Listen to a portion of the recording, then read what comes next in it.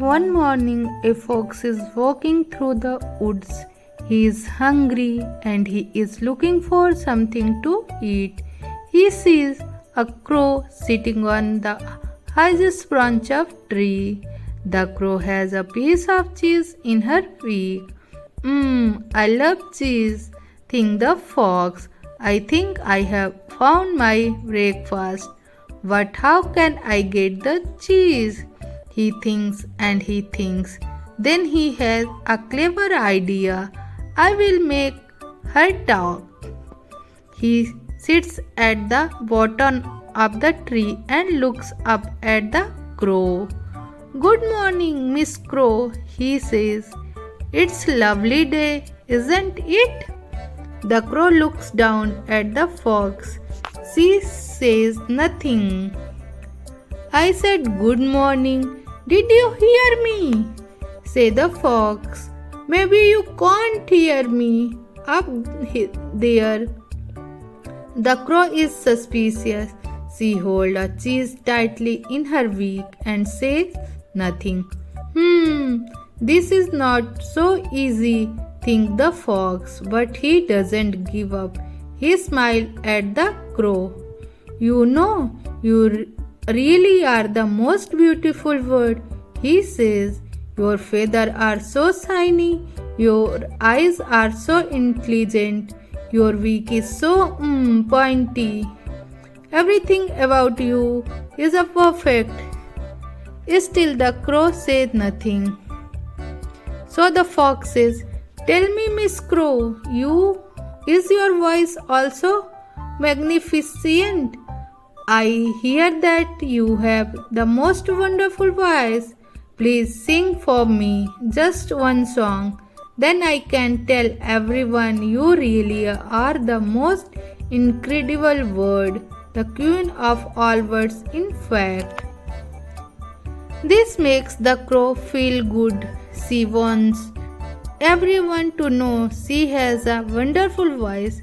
She wants everyone to know that she is the queen of all birds. She smiles a little smile. Then she smiles a big smile. Then she opens her mouth to sing her best song for the fox, and the cheese drop out of her beak and falls straight into the mouth of the fox. He swallows in one gulp. Thank you for the delicious breakfast, Miss Crow, laughed the fox, and he walks away. Have a lovely day. Moral of the story is beware of flatterers. They only want something from you. Once some wild dogs were chasing a herd of rabbits. All rabbits were running to save their lives.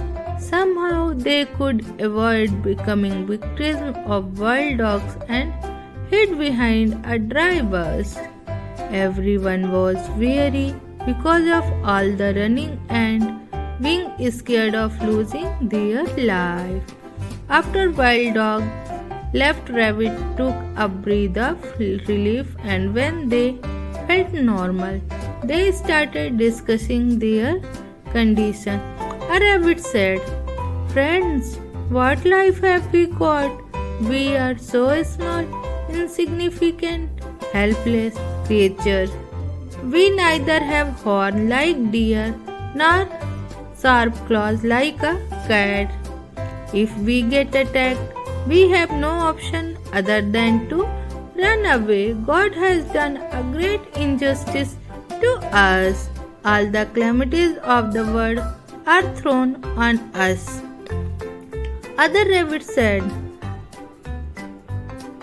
You are telling the truth, friend. There is always a crisis of life. I am deeply saddened by such a dreadful life and want to end it.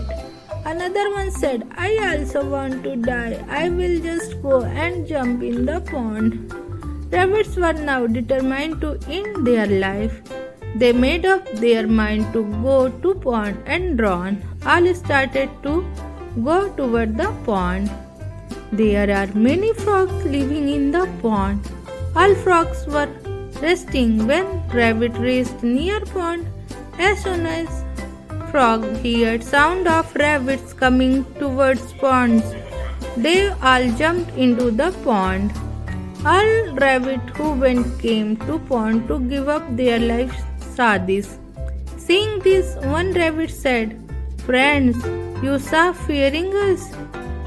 These frogs jumped into the water. Understand its meaning.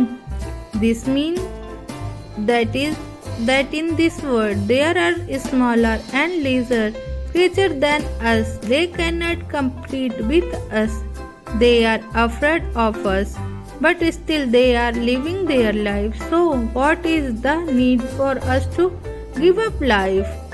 We should not be disappointed when they can live. So can we?" All rabbits understood and left the idea of giving up and returned. In a forest lived a bear who was always looking for more and more to eat.